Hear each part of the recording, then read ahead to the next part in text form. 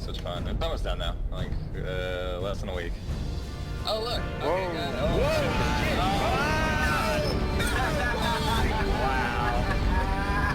Wow.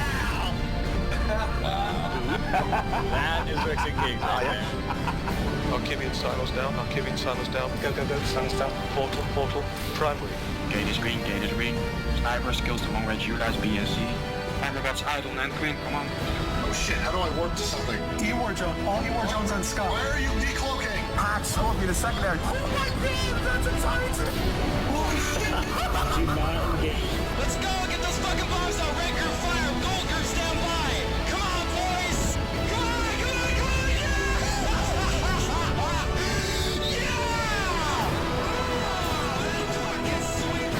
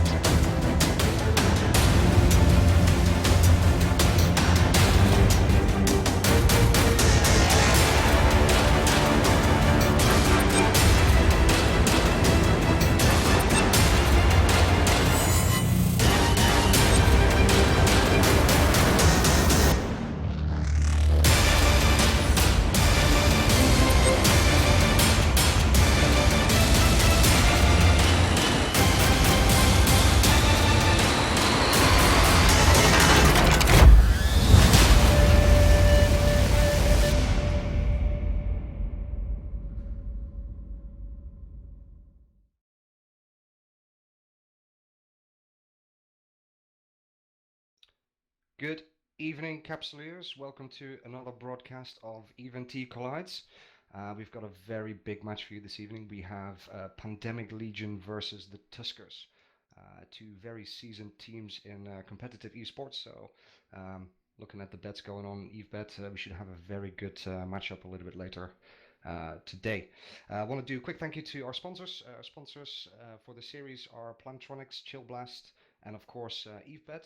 EveBet will be doing some prizes in between the matches as well. We've got about 5 bill to give away in between the matches, so I'll keep you posted. We'll do this by means of questions. The answers can be posted in the Twitch chat itself. So in between the matches, I'll throw you a question. You can answer in there and win yourself some credits to actually bet on the matches with, which is great. Also want to give a massive shout out to the team that we have with us today. We've got 15 people on comms working hard behind the scenes to make tonight work. We've got some special guests tonight as well. So other than our usual team, we have producing Bay. We've got our streaming god, Mr. Biohazard, working hard. You can see him on camera there, looking there, sweaty. I love it. You have myself and Sir Scribbles as your host this evening. And then on comms, in between matches and commentating, we have Chesser, Gorskar, we have Sutonia, Elise Randolph, and special guests CCP Fozzy. And we also have Hoodie Mafia, which will be a very interesting matchup a little bit later. I think he's commentating on match 4, which would be great. If you have anything to say to us tonight, any feedback, anything you would like to say, please spam the Twitch channel itself, or if you want to tweet us, you can tweet Mr. Scribbles at EveSirScribbles or myself at Nash_Cadaver. Make sure you include the hashtags EveSports or the hashtag Eve_NT. And we will pick those up and try and get back to you as soon as we can. But for now, I'll hand you over to the one and only Mr. Sir Scribbles. Thank you. Happy to be here, guys. This is the second episode in this season of NT Collides. Last week we saw Hard Knock Citizens take a 3-1 win over Shadow Cartel. Really good series. We have a lot of the same faces back that Nash has mentioned, so should be a really fun day. Right off the bat, I can already see teams being moved on field. I know we're a couple minutes behind at the outset, so I don't want to spend too much time talking. If I get a confirmation that the teams are ready, we'll move right into it, so feel free to shout at me if anybody gets that green light, please. they look like they're in good shape. So this week we have Pandemic Legion versus Tuskers. Both really good teams. Both have a great tournament pedigree. Should be exciting. I think last I checked on EveBet, Pandemic Legion had a slight lead, but it is slight, and I think that will change as the day goes on. I'm rooting for Tuskers myself. Can anyone confirm for me that both teams are prepared so we can cut right in? I'm just 1 minute and then, yeah. Awesome. So match one, we are lucky enough to have CCP Fozzie himself alongside Elise Randolph commentating. Hi, Fozzie and Elise. How are you all doing? I'm doing really great. Glad to be here. I too am good. I'm really happy to be here. Actually, I get to like remake the dream of commentating with Fozzie. It's very fun. Got to do it for Alliance Tournament 12 and 13. Brings back memories, eh? It does. It does bring back great memories. Well, again, we're just waiting on that confirmation, guys. I'm purely filler until we get the call, and then we're going to go in. So today's matches, it is a best of 5 series, same as it's going to be for the entirety of this season of NT Collides. 5 ships on both sides of the field. They have a cap of 45 points per team. You can find out more about that by going to the NT Collides website.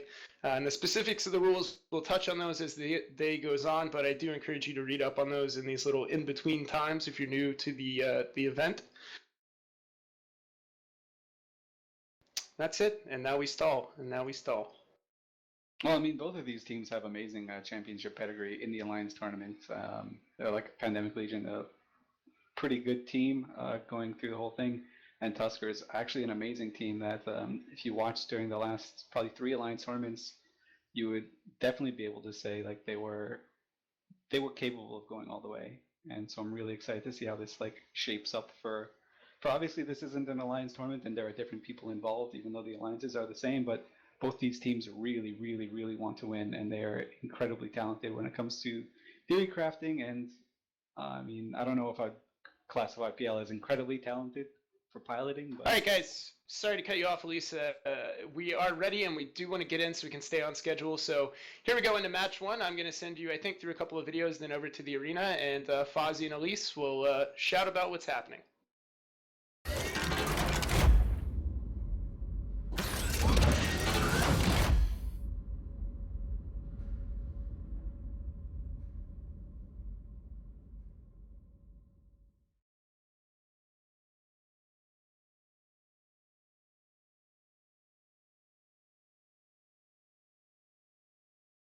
All right. Welcome, everyone. This is our first match of this Tuskers versus Pandemic Legion NT Collides match. We've got 2 really awesome setups, lots of missiles on the field here, and the countdown's about to begin. At least, what do you think of these 2 setups? Oh, I was looking through the setups that both these teams can bring, because in this format they're actually predetermined, and you can ban out 2.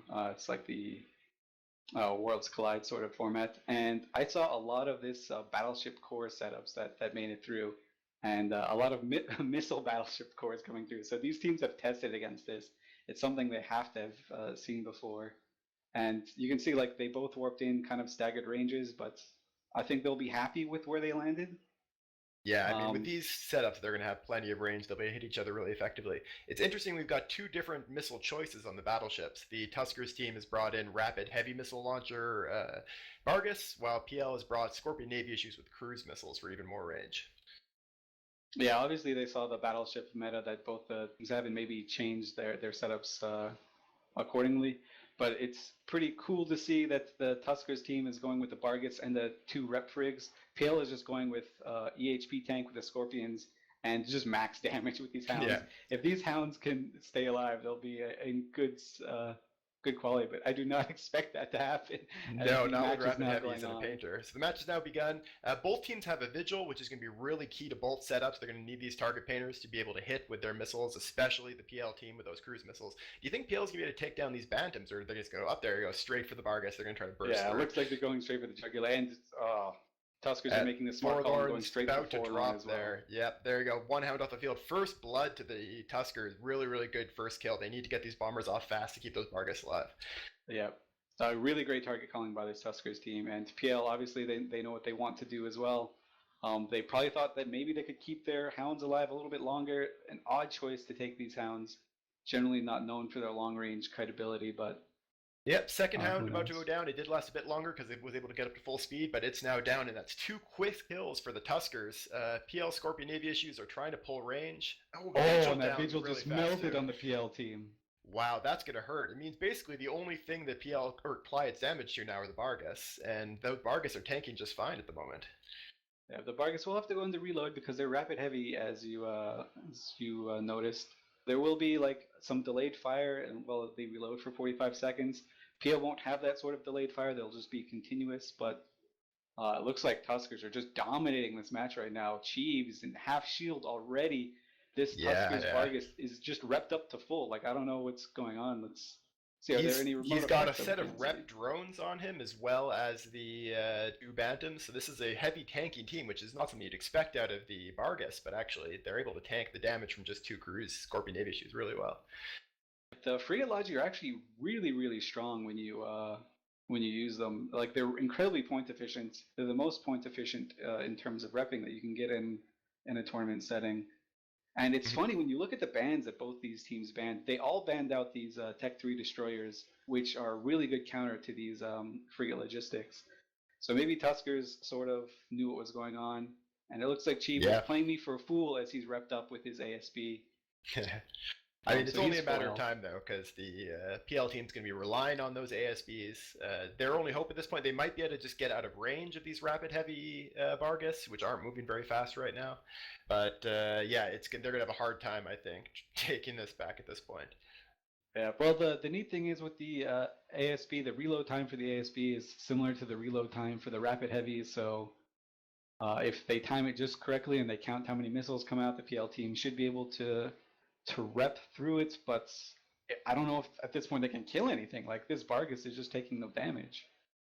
So one thing the PL team does have, we have, like I mentioned, rep drones on the Tusker side, but there's ECM drones from PL. They might be able to get a jam off on these Bantams, and that could give them what they need to get a kill.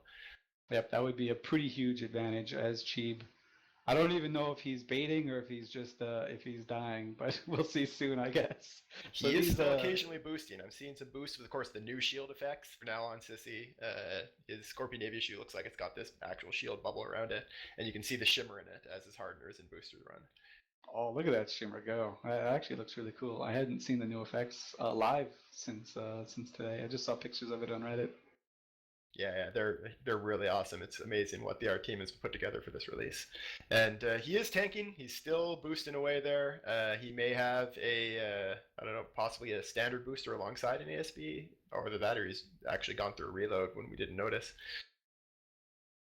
That could be, and it looks like the Tusker side are on have their reload now. So the damage incoming to Cheap should start dissipating. Let's see if he can rep his or reload his ASB now. Still, PL still has this huge problem where they are still attacking this one guy. I guess they're just putting all hope out on getting a jam cycle off. I don't know if that's gonna do it though. Like, I mean, one thing, it might be worth just at least trying to test the tank of the Bantams. It seems like a long shot, but it's possible. We did see a smart bomb go off from that Bargus. Again, a new smart bomb effect. I think he was killing off some ECM drones, or trying to. A very smart thing to have on your ship in a tournament setting is a smart bomb. Really.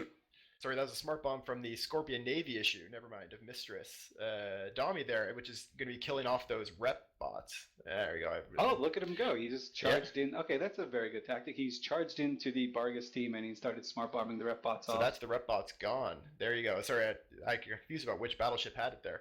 The Bargus are running newts though onto that close Scorpion Navy issue, but he's now got his ECM drones back out. They're going to try to see if they can break the tank now without those rep bots.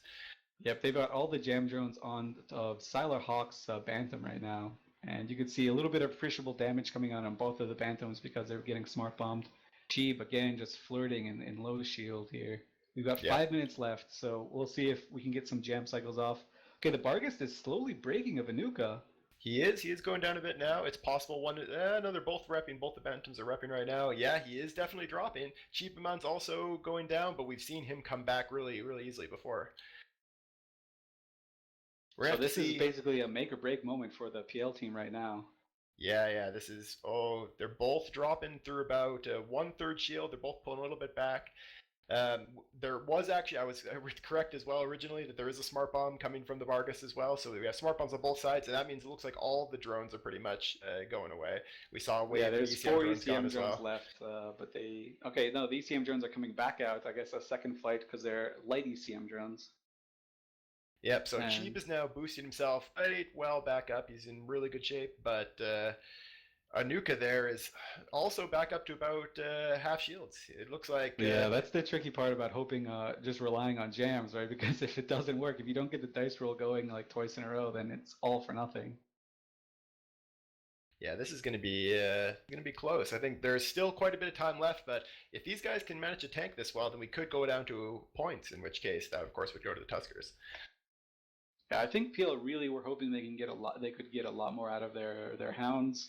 They wanted to apply that DPS early on and quickly, but those hounds, they died before they even touched the shields of the Tuskers rapid team. heavy missiles plus Painter from a Vigil will do that. Cheeb dropping quite low now. We'll see if he's going to pull it back again or whether this is for real this time, because he's down to about 5% shields. That's going to be tricky because these Vargas are about to go on reload again. I've been trying to. Oh, he's right into armor. He's now taking some armor damage. He's probably going to go down through armor pretty quickly, but like you said, the Vargas could be about to go into reload. All right, the Vargas of Anuka is now sort of dripping. Well, Cheap's in half armor, but. Oh man! Again, now you get to see the awesome new armor effects as this Scorpion Navy issue is like falling apart. You can see the missile damage hitting. Oh, that's great. Yeah, it's probably not great to be flying in it, but it is great to observe it as like his hull is turning more and more disastrous and smoldering, and parts just keep falling off. Yep. Oh, he's in bad shape. So Cheeb is about to go into structure here. He is boosting back, but it's not enough to break the damage. Man, the damage is slowed down. It looks like at least one of the Vargas has gone into reload. Maybe both of them now. All right, but I don't know if they can do this again. Like. Yeah, you're using all of your armor as buffer. They really need to make some headway on either controlling these Bantams or jamming these Bantams or getting some damage. Maybe do you think it'd be worth to try to, at this point, when you have basically 3 minutes left, do you think it's worth trying to jam one Bantam and kill the other, or do you just give up trying to kill a Bantam knowing that you have no target painters? I think it's worth at least trying. I don't think I've seen them fire their missiles at the Bantams yet. It's worth a shot. We did see there, actually, when Sheeb was getting low, I'm not sure if it's successful, but in desperation, they put the ECM drones on one of the Vargas to try to reduce the damage. It looks like they went into reload before the ECM drones were needed on that, but Sheeb's back into structure again. Let's see if he can get his ASB reload off before these Vargas can... It doesn't look... Oh, he got a little boost, bit, but it's not enough. He can't boost through the peak damage. They're overheating. Yep, he's going to go down. There we go. So that's Cheap one of the Scorps down. And I think that with that goes the last hope of PL to be able to kill anything. Absolutely. I mean, it took 8 minutes to get... The closest we saw was Anuka's Vargas of the Tuskers team get to about a third shield, but just tanked. Big credit to these Bantams. Cool for... and Skylar Hawk. Like, obviously they weren't pressured very much, but the wherewithal to bring the jam drones into next to a Vargas so the Vargas can smart bomb them off was very clever. And they, of course, I mean, they made really good piloting decisions in the beginning to not get killed early on. Mm-hmm. So if I heard this correctly earlier, was this the PL setup that was created by our fellow commentator Apothny? It is very possible. I haven't really been following the setup that the PL team has been doing for the EVNT thing, just to try and remain a little bit impartial, and also because I'm kind of burned out from the Alliance tournament. But this could be an Apothny team. It's a really strong looking team. I like the amount of damage you can put out. They really didn't want to see this setup though. Like, they didn't want to see rapid heavies. I guess it was a little bit of a dice roll, and just guessed wrong. Tried to make the best of it, but congrats to Tuskers. Great pilot. Yeah, that's the match. Tuskers take the first match. You think PL is going to take this setup back again? Of course, Tuskers can't use this setup again, but PL can. I think PL really likes high damage teams, and so they might sort of bring it again. Maybe this was just like, hey, you have to respect that this team might sort of come out maneuver. There's a lot of meta, a lot of strange meta that's very different than the normal Alliance tournament in the EVNT thing, so who knows? There you go. Congrats to Tuskers for taking the first match of the series. And now I guess we'll switch back to Mr. Squeebles.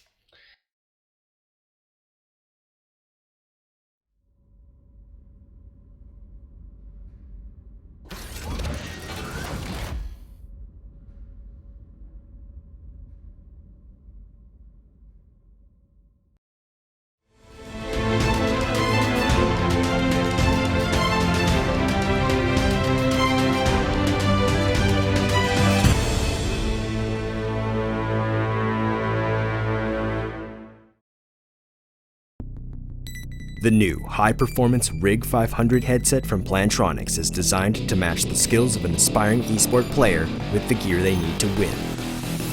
The new modular system gives you the power to adapt, upgrade, and personalize your headset for the task at hand. The Rig 500 series of gaming headsets are engineered to deliver the perfect combination of durable lightweight comfort in an immersive audio environment. 7.1 surround sound and 24-bit audio provide a stunning 360-degree sound field with directional audio. 40mm drivers with low-frequency resonators provide crisp highs and boosted bass. Clear voice noise-canceling technology provides clear communication to your teammates. From the headset company that equips the pros, the 500 series was crafted to meet the needs of esports and competitive players around the world. The new Rig 500 series of headsets from Plantronics.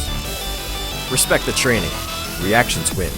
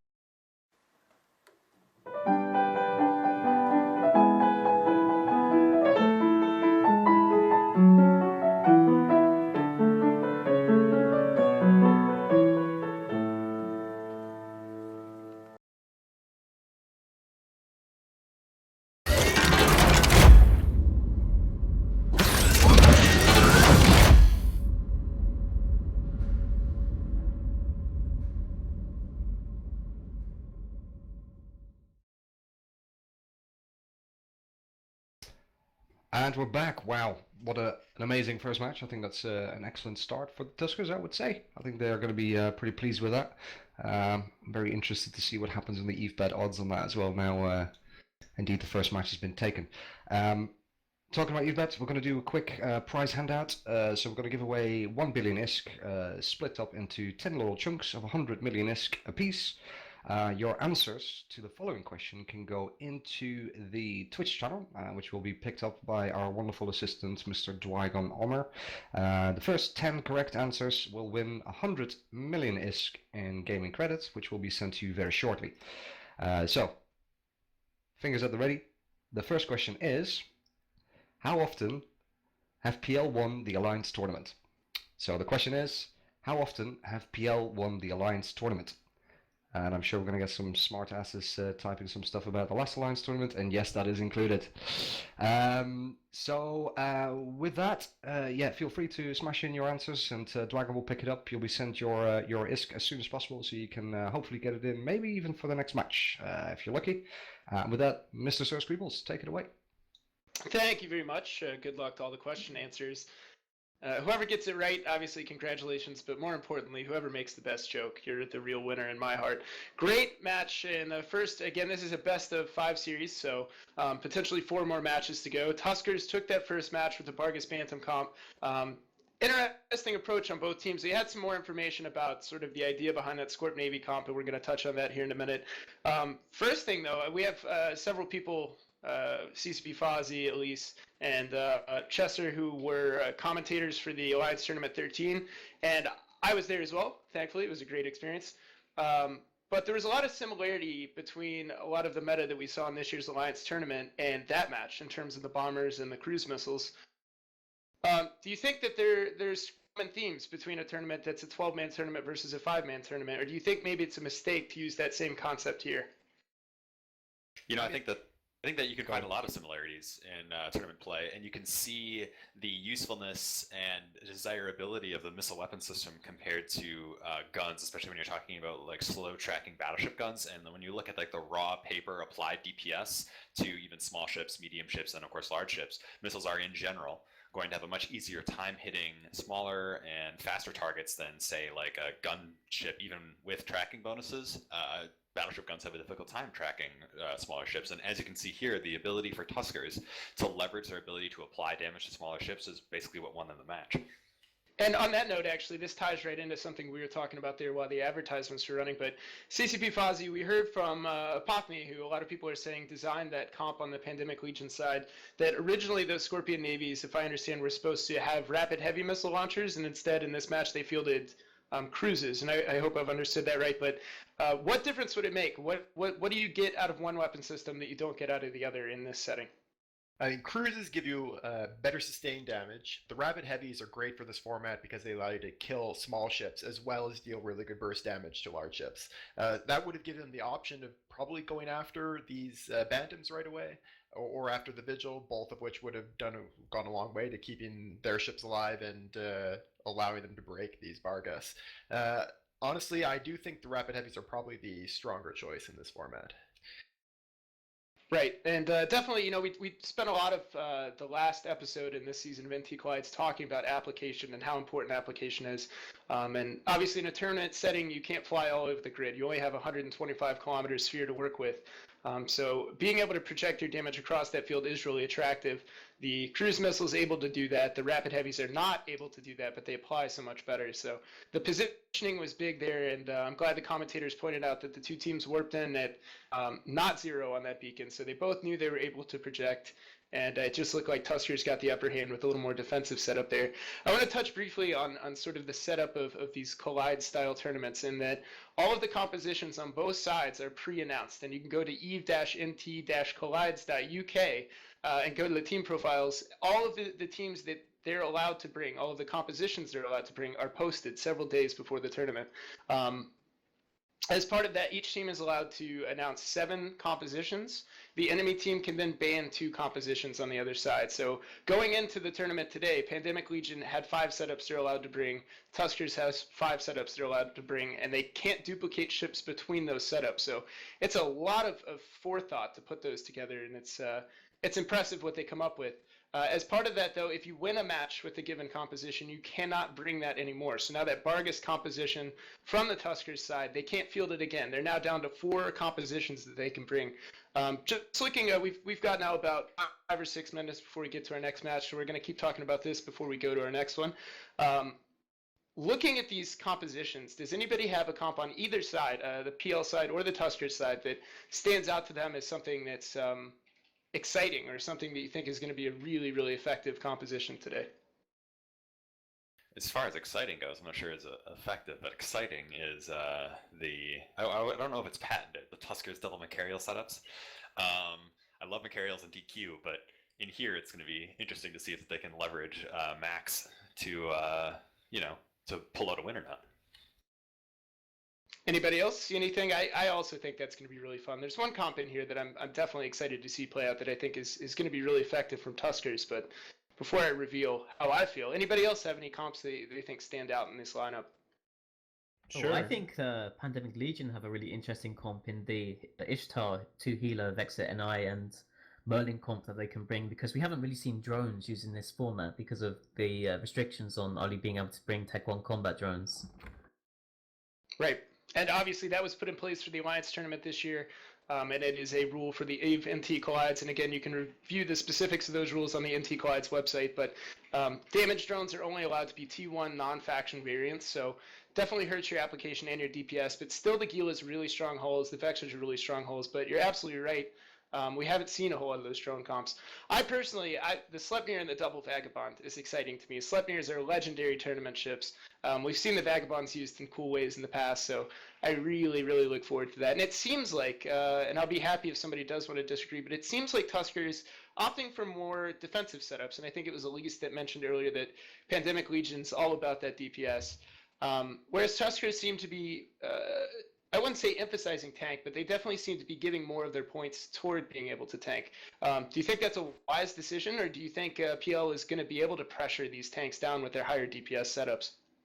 I think it showed really good effectiveness in this first match, and it's interesting that the remaining setups that are unbanned for Tuskers, they have every possible set of logistics frigates available. So they've got the double burst setup still available. They've used the double Bantam. They've got the double Navitus and double Inquisitor left. So there's a lot of frigate logi. So PL's got to know that really, if these matches start going long, if they can't break the big ships right away, they need to be able to kill frigates, which some of these setups that they have should be good at, some not going to be great at. I'm looking at their Sleipnir Scimitar double Sweeple Purifier setup. That's probably going to be very strong because they're going to be up against a lot of these Logifrigs.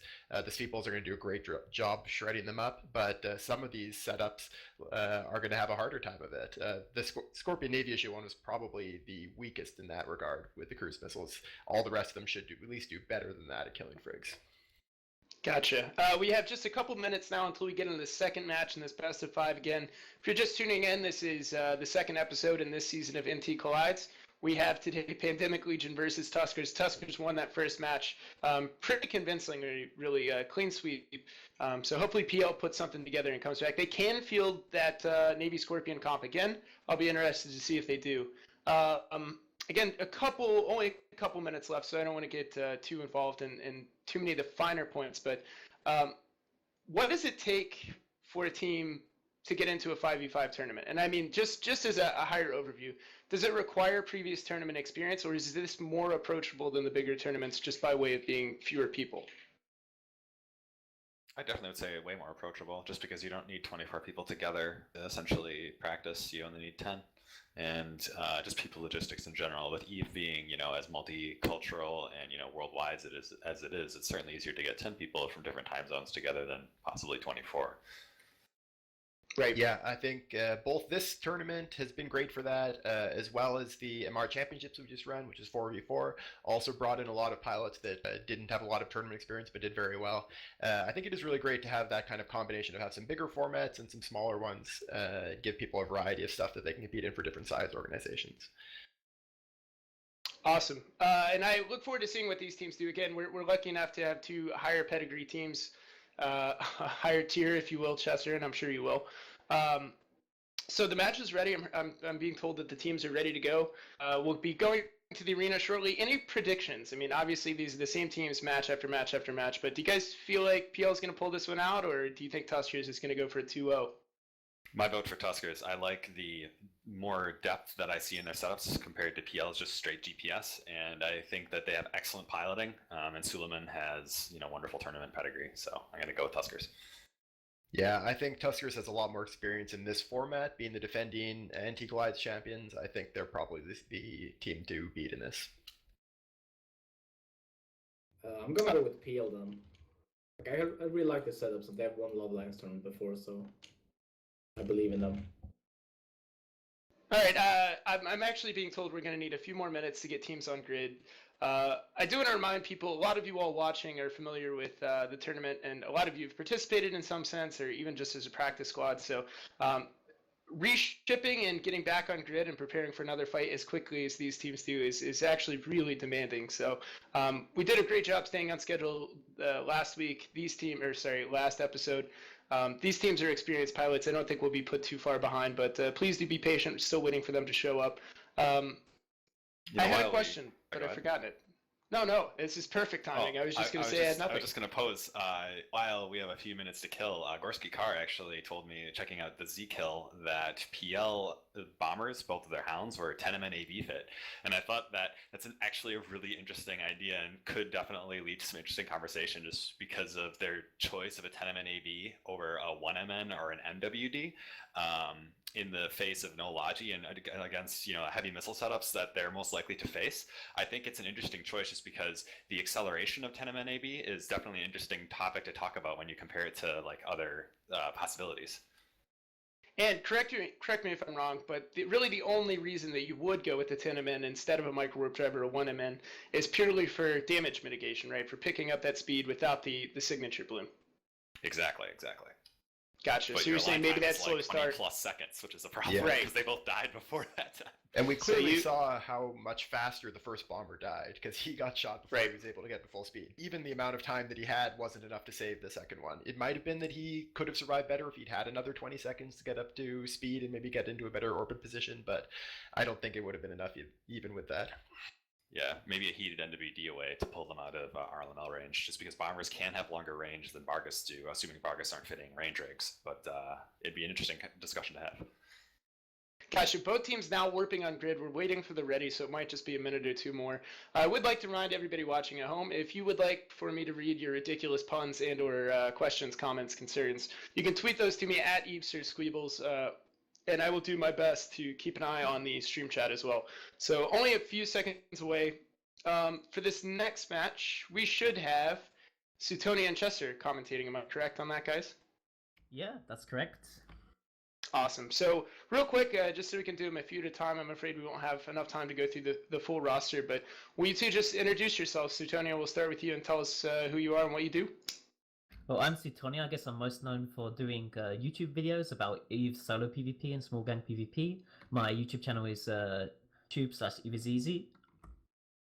Hey, and my name's Chester. I also do some YouTube videos, and I was an AT commentator. Yes, you were. Miss you, buddy. Same to you, mate. Again, teams are on grid. We're going into match 2. Thanks for everybody who's tuned in so far. Hopefully you guys are having a good time.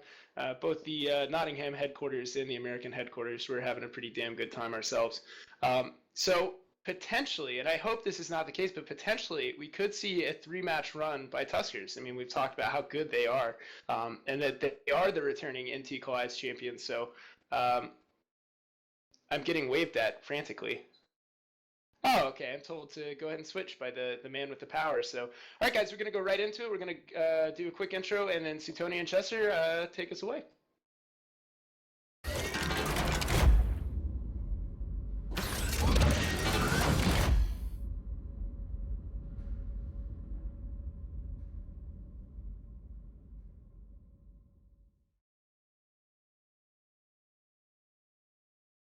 Hello, I'm Suetonia, and I'm joined with Chester. The teams are on the field right now. The Tuskers have decided to bring 2 Orphuses, 2 Onyxes, and a Maulus. All these ships are fitted with rapid light missiles. And Chester, if you just introduce the Pandemic Legion team. Yeah, PL brought the exact same setup that we saw before, which is double Scorpion Navy, double 10MN AV bombers and the Hounds, along with their Vigil. And, I feel really bad for PL right now because this is going to be devastating to their small ships. Yeah, I don't think these Hounds and this Vigil are going to survive very long against rapid light missiles. Yeah, no, the RLML Onyxes and Orthuses, I mean, their burst damage is going to be huge. After they absolutely wipe the floor with PL's small ships, it's going to be interesting to see if their combined reloads and everything else, if they can time it properly, is enough to break through these Scorpion Navy tanks. And they themselves, the Orthuses in particular, have the XLASB tank high enough to be able to withstand cruise fire from long periods of time off the SNIs. Yeah, and this Maulus could throw a spanner in the works if they lose the Hounds and the Vigil. They might be able to just kite away from one of the Scorpion Navy issues, which would be damped. Okay, the match is underway now. The match is starting. Do you think that the damps from the Mauls are going to be enough without scripts? I think it'll still it could still throw a real spanner in the works of PL. So we're seeing damage coming in. Lucas Quan straight into armor. I think it's going down. Lucas did not get away fast enough. He's the first one to go down. Vigil is burning away nicely. Onyx is actually taking quite a lot of damage. It does have it seems to be an XL ancillary booster though. Yeah, what do you think, Suetonia? Going after an Onyx first over an Orthros? What are your thoughts on that? Second Hound now down for PL. They only have a Vigil left. I'm not too sure. I think the Onyx will definitely slow. It's definitely going to take a lot more damage from cruise missiles. The Scorpion Navy issues still have cruise missiles. They did not decide to change out the missiles. It's really nice. The Scorpion Navy issues are blanket ECMing one of the Orthuses, but I think it's too little too late because right now all of the PL small ships, Vigil and both Hounds, are dead. Yeah, it'll be interesting to see if the Scorpion Navy issues will still be able to apply damage if they can't catch up to the Onyxes and the Orphuses, especially if the Maulus is going to be damping them. Yeah, they together between the Onyxes and Orthruses have some light drones that they'll be able to use for reps. What's interesting though is I'm not sure if they have the skills or not, but they're only using Tech 1 light shield maintenance bots, which between the high speed of the Orthruses, I wonder if it'll be enough to keep them up. In between, XLASB charges. But right now, Suleiman taking the majority of the damage from PL. We're going to be able to see if he can survive, but it looks to me like Tuskers did exactly what they had to early, wipe the floor with the light shifts, and now just need to start focusing on Mistress Doomy here and Scorpion Navy issue. It's going to be just kind of a race against the clock of can these 4 RLML ships break down a Scorpion Navy? Yeah, we see EC 300s on one of the Orphuses here. Looks like PL are trying to kill the Onyxes first and jam out the Orphuses. Yeah, Suleiman's looks like he's gone out of range now. Oh, he's taking damage again now. Yeah, it's interesting to me the drone placement right now. I would expect Tuskers to have all the light maintenance bots over this Onyx, and they don't. And I think that's a really, really bad play. I think it's because he's outside range. The drone control range is 60 kilometers. And I think it's too far away because he's kiting away. He's trying to kite away from the Scorpion Navy issues. They're probably trying to use the Maulers to great effect. Right. That's most certainly true, but the Tuskers team has the mobility advantage here, so that the rest of his team would be able to come in. I'm just looking at a set of light maintenance bots just sitting doing nothing, and they could be helping Suleiman right now. Finally, a set's getting onto him, which I think is going to be a big help when his XLASB eventually goes on reload, and he'll be forced to heat his invul and try and coast out the damage between reloads. So do you think the Tuskers team have enough DPS to break these Scorpion Navy issues? We saw last time Chibaman was tanking for a long time. I'm not sure which one it was, but the Scorpion Navy issue did tank for a long time, and the Tuskers definitely had a lot more sustained DPS in the previous setup. No doubt, and I agree with everything you said. I think that careful timing from the Tuskers team is going to be needed, as in like one Orthrus, one Onyx shooting the Scorpion Navy, and then when those two go on reload, the other two start shooting, so that way there's a constant stream of DPS. Hopefully that way you can break through the XLASB charges from the SNI and you're forcing it on its regular booster. Suleiman is out of shields right now. He's going into taking armor damage now. Half armor. Let's see if he will die. I think he's probably going to die before he reloads. Yeah, I definitely agree. These two Scorpion Navy issue pilots, Mistress and Chief from PL... There is a stream of light drones arriving on him now, but I don't think it's a bit too late. There's still a single set just chilling on the field, and now another one coming to him now. So like they're missing potentially 10 light maintenance shield bots on him, which I think is absolutely huge. I have to really give it up to Chief and Mistress still on the PL pilots. Oh, he just got a huge boost. Is that his XLASB? Did he get through? Well, the 10 other light maintenance drones are finally coming onto him now. Is it going to be enough? Mistress is actually dropping a little bit now into 35-40% shield, so we'll see. It looks like Mistress is not shooting him either, so there's a good chance the Maulers might be damping out Mistress. It could be. The SNI pilots were both hitting their MWD to try and keep up with Suleiman, and I wonder if there is maybe a burnout on Mistress, because she is completely not moving at all. So I actually wonder if she burned out her MWD. He's MWDing now. Oh, now started MWD again. Okay, my mistake on that. Man, it's just incredible that Suleiman got through that coast, or maybe he just got extremely lucky, but that was pretty incredible right there. Because I think that already the Tuskers team is going to be low on DPS, so if they lose one ship, they're going to be completely screwed as far as attempting to try and break one of these Scorpion Navy issues. Not to mention the points fight that's going to happen with just 2 Hounds and a Vigil killed for 1 Hector. So it's going to be really, really close. It's interesting to see. I think the Maulus is doing good work, though. Like you said before, Satonia, even without scripts, Mistress's SNI is not shooting Suleiman, and it looks like he's comfortably tanking the other one because Scorpion Navy issues don't have innate application bonuses for cruise missiles, and I think it could be really hurting them here. Yeah, and they're really struggling to get down Suleiman. I wonder even if PL are able to kill him, will they be able to kill the other Onyx and the Orpheus before the match ends, because there's only 5 minutes remaining now. Yeah, and Mistress is actually getting down into low shields right now at 5% and going to be cracking, and I don't think that's good at all. ECM bots are out again, but against a fully RLML team, I think ECM drones are going to be just completely shredded immediately as soon as the Tuskers want to kill them. But to me, it looks like Suleiman is very, very safe. And has basically escaped the worst danger of 2 Scorpion Navies who's shooting him. Mistress is so far away from him at this point, at least 110, 120 kilometers, that there's no way that Suleiman's getting locked by him at all. So what do you think about priming the Onyxes first? Obviously, PL have decided to go for them because they take a lot more damage. The Onyx has a much higher sig. It's a lot slower than the Orpheus as well, but the Orpheus have red bots, so if you if you primaried Orphuses, if you killed one, then there'll be 5 less rep bots on the field. How powerful do you think the rep bots are? Do you think it's worth going for them in that regard? Oh, I think the rep bots are hugely powerful, especially when you're looking at a T2 ship like the Onyx with its potential to have base CHP and a wonderful resistance profile, especially with the heated invuln. Going for the Onyx first, I thought was very, very strange. The Orthros is much more papery, and pushing them off, or at least doing a lot of damage to them, is exactly what you want, because the Orthros, I don't think, has what it takes to, under T1 resists, last through a full coast of a XLASB recharge, while the Onyx, it looks like Suleiman's done it and is going to be okay here. Oh, it looks like he's going down now, though. He's really low shield, so he's boosting again. It's so close. It's interesting. One of the Orthros is sitting on an MJD beacon, and Suleiman actually just flying right by it. Maybe could use it to some potential effect here to just get out of the arena. Not out of the arena, but to the other side of the arena. Kind of maybe release some of the pressure that's on him, because Mistress Doomy is still hanging in 15% shield so low right now. You'd think you just want to move the Onyx away, because if the Onyx doesn't die, I mean, Tuskers is going to still come out of this okay, whether they kill a Scorpion Navy issue or not. It looks like Suleiman is finally going to go down now.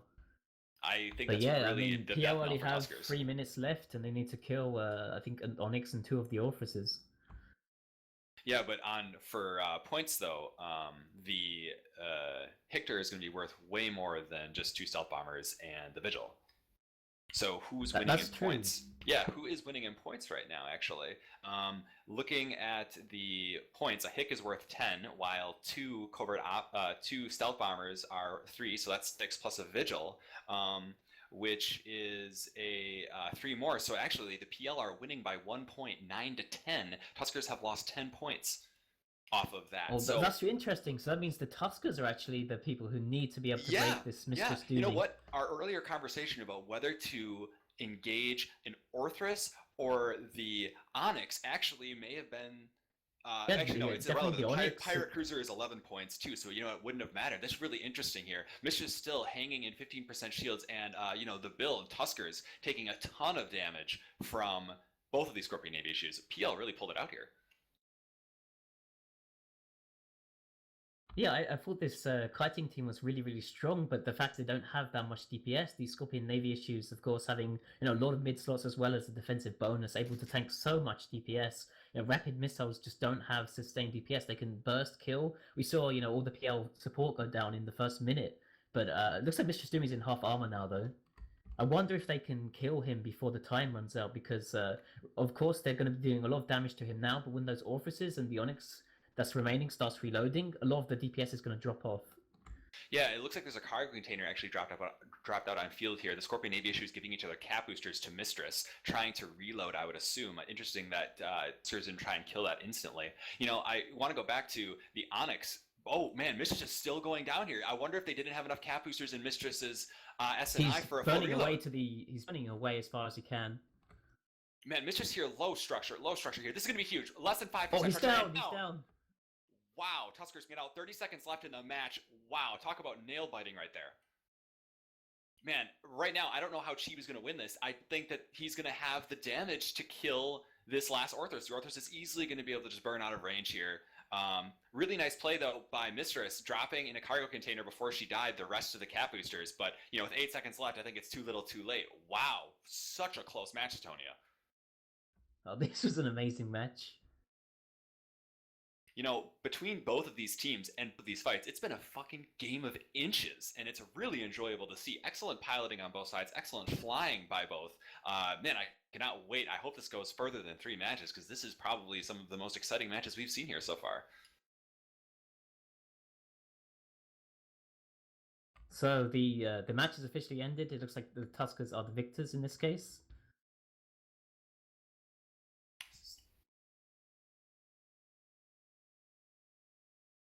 So I guess we will be handing you back over to Sir Scribbles.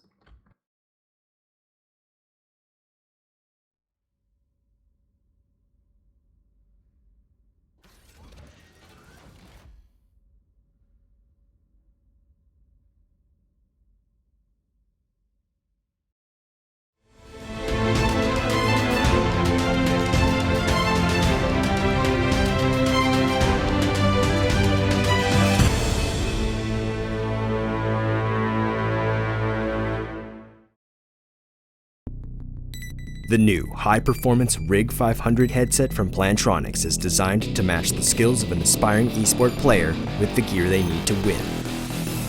The new modular system gives you the power to adapt, upgrade, and personalize your headset for the task at hand. The Rig 500 series of gaming headsets are engineered to deliver the perfect combination of durable lightweight comfort in an immersive audio environment.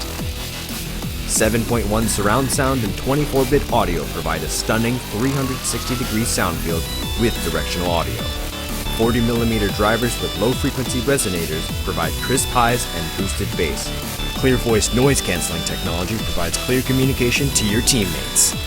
From the headset company that equips the pros, the 500 series was crafted to meet the needs of esports and competitive players around the world. The new Rig 500 series of headsets from Plantronics. Respect the training. Reactions win.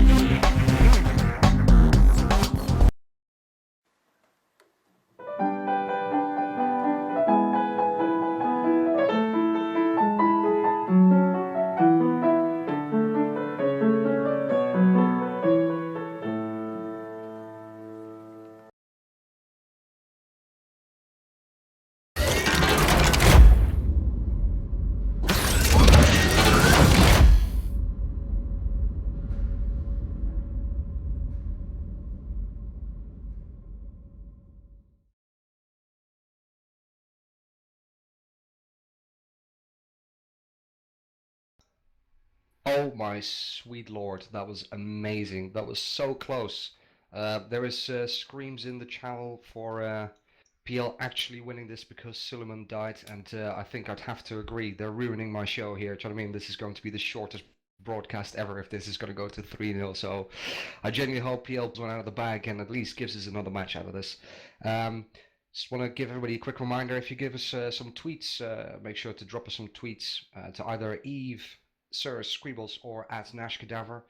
Make sure you include the tags hashtag Eve Sports and hashtag Eve_NT. Quick shout out there for Chocolate Rain for a wonderful little poem there, very, very cute. We've got some more is to give away, thanks to EveBet. So for the first 10 correct answers in the Twitch channel, the question will be as following. And there's a little bit of lore there for you. So,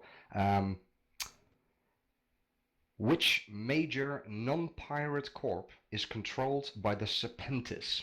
So it's a bit of a tough one there for you. Not as easy as the last one. Which major non-pirate corp is controlled by the Serpentis? Let's see how many people we get answering that one correctly. So the first 10 correct answers will be contacted by Mr. Dwygon and be sent 100 million ISK in EveBet credit. And with that, I am very much looking forward to the comments from the team here. Mr. Sir Scribbles, take it away. Thank you very much. Congratulations to Tuskers for another great match. So now they're 2-0 up in this best of 5 series. A lot to talk about. That was a back and forth match for sure, and we had the benefit of being able to talk about it in the break after we leave the arena coming back, and a lot of people were really excited about it. So I want to get right into it. First and foremost, this is a good point brought up by one of the people in this channel, but there have been some changes to how offensive E-War works, both in the Alliance tournament and here. There are some rules that apply. So Hoodie Mafia, what are the rules around E-War in this style of tournament? The rules around E-War is that they've changed a bit so that the offensive scripts cannot be used. So, for example, on the Maulus here, you can of course bring dams, and we'll be bringing dams, but you can't script it. So that means you can't have this super range damp or the super scan rest damp, but you're doing a bit of both. And while that can still be effective, it's not as effective as it could be. And in a scenario like this, it seems like maybe it would even be really effective without the scripts. How did it play into this match where the projection was a big deal for the Navy Scorpions? I think it played into it hugely. These Navy Scorpions have a good lock range. You're probably getting around 110, 120 kilometers lock range with just your level 5 bonuses from a squad commander. And one Mollusk should easily be able to dam one of those ships down to around 50, 60 kilometers, which means that you could outrun it with an Orthrus or with an Onyx. But you could dam both of those perhaps to those ranges if you would have the targeting dam scripts in there. And you're missing those, so you really have to make choices here. And I think that's why one of the Tusker ships did go down in the end. Yeah, and I think the commentators did a fantastic job of keeping zoomed in and keeping on where the module activations were, if there was damage coming off the Navy Scorpions. I think at one point Chester mentioned that one Navy Scorp was not firing. Might have been a result of the dams, but also some really excellent positioning by the Onyx of Suleiman, who's the Tuskers captain. Really nice job mitigating what damage he could, given the projection of those Navy Scorpions. And I made a note here, 7% structure on that Onyx. So he pulled back from 7% structure, which is absolutely huge. I want to talk again about the PL comp there. Obviously, it looked like a win for them going into the last 90 seconds of that match because they had gone up on points with that Onyx kill. Elise, why bring the same comp? And if you do bring the same comp, do you have enough time in this sort of a setting to say, hey guys, the cruise didn't work, let's swap to rapid heavies? Or do you just say, look, this is what we practice, this is what we know, let's go back in and just try and do it better? I think you generally got a few setups for every team that you have based on what you see and what you sort of predict that's going to happen. As the matches go on, like you're pretty limited by what you can take, so you can sort of game and ski your setups a little bit. As far as PL taking the same team, I can see the purpose behind it, right? The idea is to just DPS through really, really hard with that bomber damage and just try and kill something quickly and then just tank forever with the rest with your SNIs. And you can see that it almost worked. The problem is that these bombers, the Tuskers teams are bringing setups that just shred these bombers. You can see that PL banned out the 2 Tuskers teams with Tech 3 destroyers, the Confessors and the Spiffles. So you could see that they wanted to bring these really light setups. Unfortunately for PL, they can't ban every setup, right? So the Rapid Heavies from Bonus Painters and the Rapid Lights from the Orthrus, they're just doing way too much damage to PL's Hounds. And I guess maybe they thought that this wouldn't happen a second time. There's no way that they bring it a third time, right? Like, that would be absurd. Right. Well, and we should mention, of course, any comp that you do not win the match with, you can bring again. So at this point, Tuskers have won 2 matches in the series, so 2 of their compositions out of the available 5 they can no longer bring. That Onyx and Orthrus comp they cannot field again, and then their Bargus comp from the match 1 they also cannot field. So now you're looking at only 3 setups available for Tuskers. I think they're in a really comfortable position being 2 up, but if you're on the PL side, maybe that helps narrow down for you which of your comps you do want to field and which you don't, because as opposed to discussing 5 possibilities, now you only have 3 teams you can potentially go against. So really cool idea behind the formatting that maybe gives a little bit of an equalizing chance to a team that's behind. In that match, again, the Navy Scorpions we talked about in the first match, just beefcakes, shield beefcakes. And they did what they could. They put some damage out. I thought they actually flew pretty well after their support had gone down. But how big of an ordeal is, or excuse me, how big of a deal is mobility at a setting like this? I mean, do you think most pilots going in, do you think it's easier to fly these distributed DPS cruiser comps where you can move around, or do you think it is a safer bet to use those battleship cores that we've seen so much going into the first 2 episodes of this season? I think that's a really good question. I think that the reason why missiles are so regarded as a very excellent weapon system for battleships is because, yes, their mobility is limited. So if you have a weapon system that can project and make up for your lack of mobility, it's a really good mix. However, range control and range dictation is possibly the most important thing to have in a ship. And when piloted well, a ship setup that has the mobility advantage should have the potential to win every single, or have a larger buffer of ship types that they can fight, where they have an easy victory. Yeah, I think I've been involved in tournaments tangentially and helped practice, and it's so difficult to PvP a bottle, really, and having boundaries and paying attention to where you are and having every pilot be so important in this setting. And that's true also in Tranquility, but it's definitely a different ballgame here that you have to squeeze every drop of power and speed and projection and damage mitigation out of every ship that you fly. So I think the finesse required to fly these Tuskers ships as well as they're doing right now is really hard to understand unless you've been in that setting before. So just huge props to these guys. Props, no pun intended, but maybe. Yeah, it's easy to underestimate how hard it is to fly with an arena with boundaries. Just about every other part of a tournament like this is something that if you've flown in small game combat, you'll have all the skills required, except for the boundaries, because that's something you don't see anywhere else in Eve. So that's something that can really surprise people coming into it, exactly how hard it is to keep track of. Yeah, and even if you're like a really seasoned tournament pilot, sometimes you just have this momentary lapse in judgment and drag your entire team out of the arena. I mean, this happens to everyone every once in a while. I should mention the voice you've just heard is Elise Randolph, the patron saint of boundary violations. And the one before that is the executioner who takes care of getting rid of people that break that rule. Actually, I think it's still the ghost of CCP Veritas that does the notified.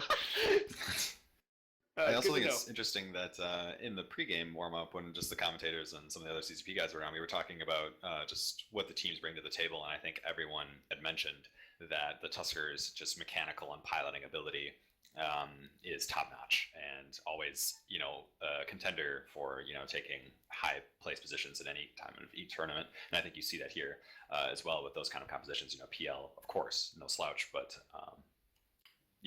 the pullout of the win with that excellent piloting that Suleiman just gave us really just goes to show that mechanics, spatial awareness, all the stuff that isn't SP loaded or ISK loaded really comes into play here in a tournament setting, and I think that's amazing to see. Yeah, in your own words, Tuskers is pretty good at playing the fucking game of inches, if I may quote. And you're right, they're excellent teams. It's no coincidence that both of these alliances placed in the top 4 of the Alliance Tournament 13. Excellent pilots, a lot of thought put in, a lot of work put in. I did get a tweet from, I believe it was Bob Mon, just asking about how much preparation goes into a tournament like this, and we've kind of touched on it. It's a huge discussion to have, but a ton of work. Neither of these teams, I think, came in cold, and definitely Tuskers, who are the returning champions, have put in a lot of work. And it seems to be kind of the consensus going on in the stream chat from what I've seen is PL, obviously a great team, but it seems like Tuskers is more comfortable in this format. So maybe they just need more mileage on the 5-man tournaments, or maybe some error of judgment. And the shame of having two teams this good go against each other is that it makes it seem easy, and definitely not the case. So people are not down and out again. They are 2 down in this best of 5 series. But I want to break from talking about the matches real quick. We've just got a few more minutes before we get into match 3, but we're lucky enough to have CCP Fozzie here with us. And Fozzie, would you mind touching on the upcoming release in December? Yeah, sure. So we've got a release coming up on December 8th called Operation Frostline, which is a new way of naming some of these smaller releases. It's kind of being named around this in-universe event that's going to be going on at the same time. It's going to have a bunch of stuff in it, including something that would have affected this match hugely if it had been on Sissy yet, but it's still only on our internal test servers, which is a nerf to the Orthrus's damage. It's going down to only 15% per level damage bonus, which would have probably been enough to keep that Scorpion Navy issue alive if I had moved it over to Sissy on Friday instead of doing it next week. But there's a whole bunch of other stuff too. We've got a lot of art changes. So you may have noticed on the stream so far, we commented a bit in the first match, the new shield and armor damage effects. So now you get to see impacts on your shield and a shield bubble that shimmers and actual physical armor damage on the ships. You're going to be ships will get dirty too over time, then you can clean them whenever you want. You're going to get kill marks whenever you kill ships. You've got a little mark on your ship that keeps track of your tally. And new thruster effects too, which are really, really great. Those are all on Sissy now, so I highly recommend people go check those out. We're also doing a whole bunch of balance changes and a whole bunch of new ships. There's 13 new ships coming out in the December release. I'm really excited to see what people do with them, especially a new set of destroyers that's going to let you jump other people's ships around with a micro jump drive, which is going to be hilarious and probably broken in some ways, but we'll deal with that when it comes up. Yeah, we've already had too many laughs about that whole enterprise. And I believe the ships being introduced are predominantly smaller ships, correct? Yeah, so we've got 4 new destroyers, 9 new frigates. No, yes, yeah, 9 new frigates, which is a set of Navy E-War frigs, a set of Tech 2 logistics frigs, which is also something that I'm sure in future NT Collides we're going to start seeing, and a new ice mining expedition frigate. Awesome. Definitely looking forward to that. I think those are going to be a whole lot of fun, and we've had quite a few beers and quite a few tears reading the patch notes about the upcoming hulls. So really look forward to that. And thanks for joining us, Fozzie. That's it's awesome to have you. It's great to be here. Isn't it though? It's nice. So many good people here, and again, I'd like to get to intros for a few more people. We do have a few more minutes. Again, the next match was scheduled to start, but we're kind of pushing it back, giving teams a little more time to make sure that they're coming in with everything that they need. So I'd just like to run down the list real quick. Obviously, Suetonia and Chester, we had the pleasure of introducing you all just a few minutes ago. The voice you just heard, CCP Fozzie. I don't think you need much more introduction, do you, Fozzie? You're pretty well known. Yeah, I'm a game designer. Been working on Eve for the last 3 years. Yeah. Just chipping away. We also have the gentleman sitting across from me in the hat. You should cut to the studio cam and wave.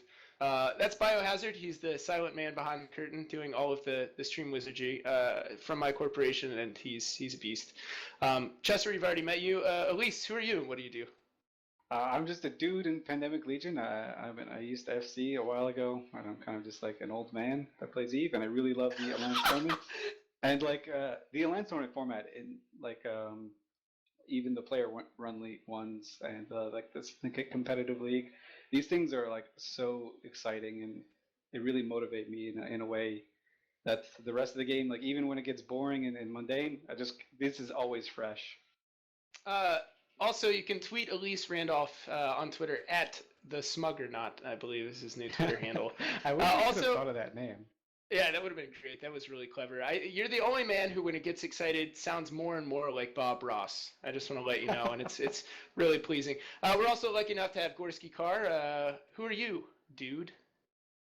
Yeah, who am I? I'm Gorski Carr, CSM member, and I write for Crossing Zebras and do stuff in game, I guess. Nice. And lastly, but certainly not leastly, Hoodie Mafia. Hey, Hoodie Mafia. I see myself as a bit of a small gang PvPer. I fly for Hard Knocks, and I've last couple of months I've been trying to kind of make a name for Hard Knocks in the tournament scene with the AT and of course with EVT. Awesome. Well, thank you guys so much for being here. Obviously, we have Nash in the driver's seat of this whole enterprise and doing a fantastic job. I'm happy to be on board as well. Obviously, I'm Sir Squeebles. I'm a streamer from YouHurt/WeHurt, and I have a drinking problem. With that, I'm going to go to the Twitter feed. I am keeping eyes on a lot of great things coming through, but I think the best thing I've seen so far, at Chocolate Rain has tweeted, the PL team dropped faster than my pants when Eve Sir Squeebles goes live on Twitch. So I probably owe you some sort of prize for that tweet, because that's my favorite so far. But please do keep tweeting things serious or sexual at Eve Sir Squeebles, and I'm keeping an eye on that feed. Guys in the stream chat, I'm trying to keep up with you as much as possible. A lot of good discussion going on there and a lot of dank memes. Keep both of those going. So teams are warping in now. We're not ready yet, though. We're going to hold and keep chatting for a bit. Obviously, we have giveaways going on. Nash is touching on that, and the questions have already gone out. So congratulations to people that have won. If you don't know yet, congratulations when you watch the replay a couple of days from now. So this is a best-of-5 tournament. We're going into match 3, and Tuskers is 2 matches up. This is potentially the last match in the series, and it could be a clean sweep for this week's broadcast. I kind of hope that's not the case. We're all hoping for as many matches as possible because we do enjoy this format. Good luck to PL, but also Tuskers are looking so strong. So we'll just go down the list, starting with Fozzie real quick. Who do you think is going to take this round, Fozzie? Oh, I have the advantage of seeing what's on field. PL has brought, I think, my favorite of their setups. I think PL is going to take this match. All right, Chester? I have to agree with Fozzie. I think PL has an advantage in this match.